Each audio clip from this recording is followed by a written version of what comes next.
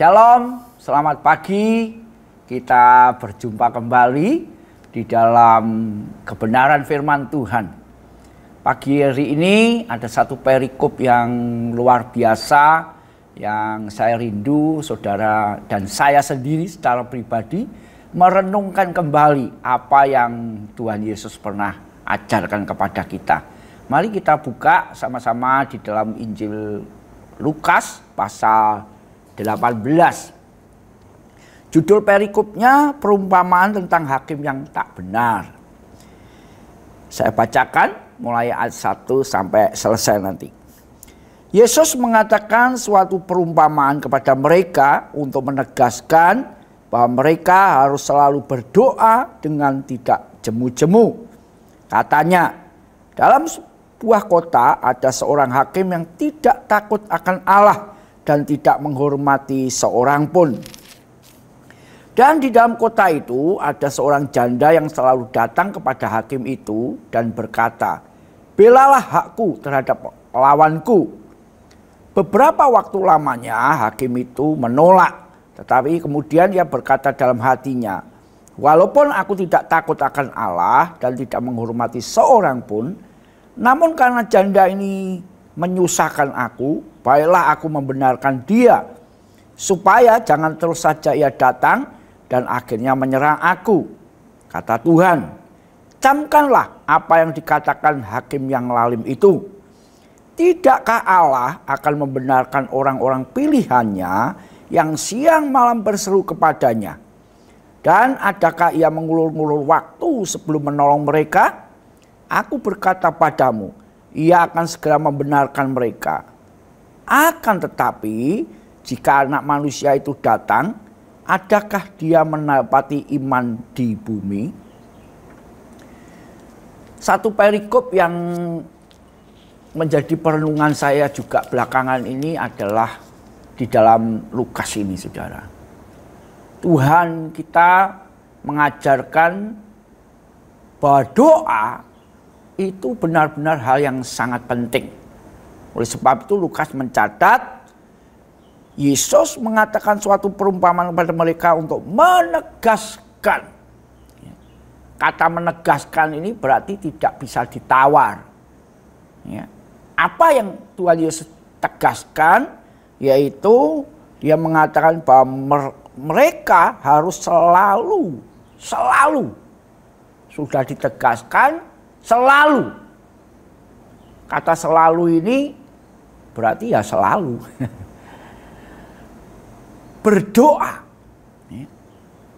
Nah, nanti kita akan merenungkan doa apa yang harus kita lakukan ke depan ini, saudara, ya, berkaitan dengan yang tertulis dalam Lukas ini.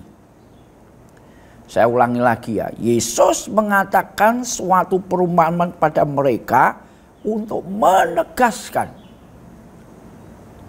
Yuk sama-sama hari-hari ini kita merenungkan apa yang Tuhan katakan. Menegaskan bahwa kita harus selalu berdoa. Sudah kata harus, selalu, kemudian dikatakan dengan tidak jemu-jemu. Tidak jemu-jemu dalam arti bahasa lain bertekun gitu, saudaraku, ya.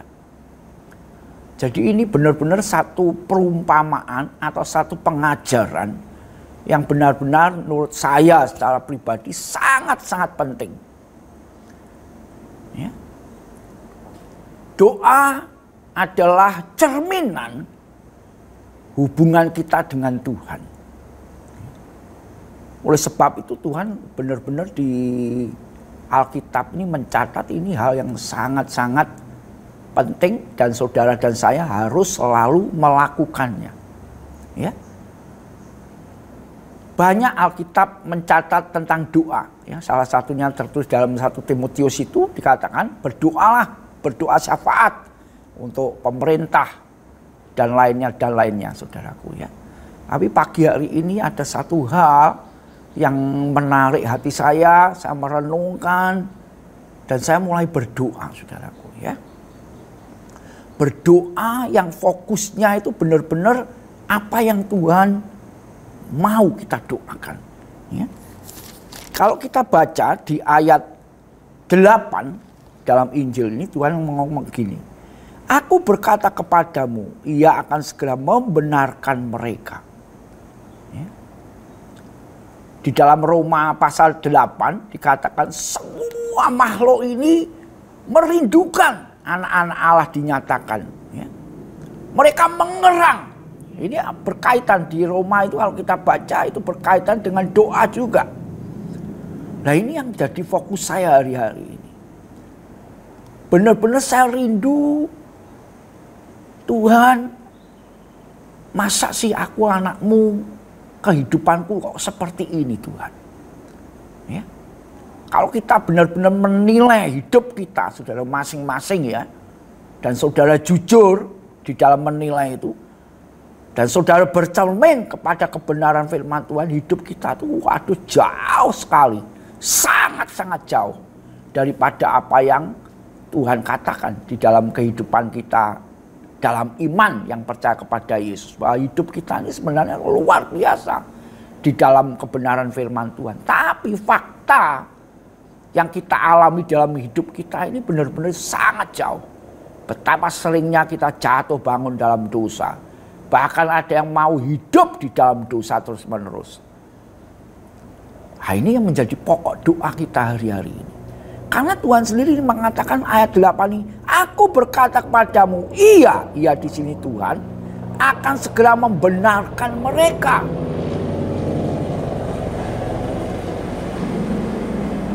Jadi ini kerinduan Tuhan.